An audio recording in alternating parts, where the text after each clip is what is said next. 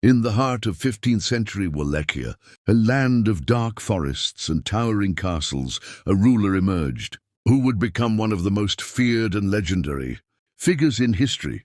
Vlad III Dracula, also known as Vlad the Impaler.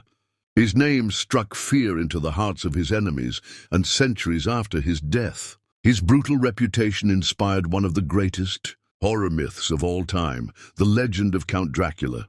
Vlad III was born in 1431 in what is now modern-day Romania.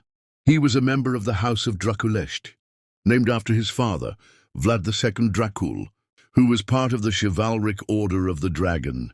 This order was dedicated to defending Christianity against the Ottoman Empire.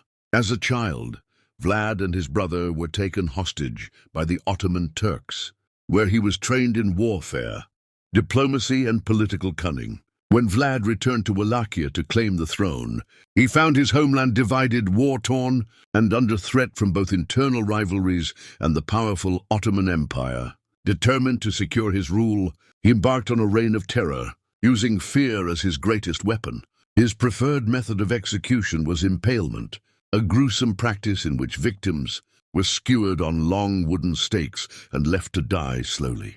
His enemies, Ottoman invaders, rebellious nobles, and even suspected traitors, were left impaled by the thousands along roads and battlefields. This terrifying display earned him the name Vlad the Impaler.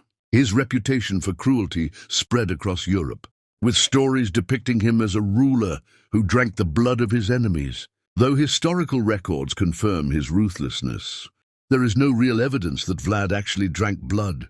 This part of the legend came much later. Centuries after his death, Bram Stoker, an Irish novelist, became fascinated by the mysteries of Eastern Europe. In 1897, he published Dracula, introducing the world to a monstrous vampire count living in a dark castle in Transylvania.